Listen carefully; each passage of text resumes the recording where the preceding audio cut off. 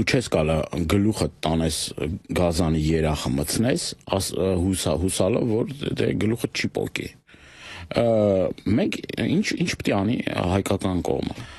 Ադրբեջանը այս տարիների ընթացքում միայն մի բան է հասկացել, երբ որ ինքը հակակշիռ ունեցել է բանակ եւ մտածել է, որ հարձակումը իր վրա ծանր հետևանքներ կունենա, այդ ժամանակ խելոք տեղը սսկվել է։ Հենց հասկացել է, որ իր պահանջը բավարարելու դեպքում, մի պահանջը բավարարելու դեպքում հաջորդ պահանջը կարա ներկայացնի, ինքը մաքսիմալի վրա գնում, ասում պետք է ես պահանջեմ անհնարինը, որ ստանամ մաքսիմումը։ Հարգելի ժողովուրդ ջան, այն պահանջները, որ բավարարվել են, դրան հաջորդել են այլ պահանջներ։ Նույն այդ փաստաթղթում ադրբեջանական կողմի զիջվել է բավականին շատ,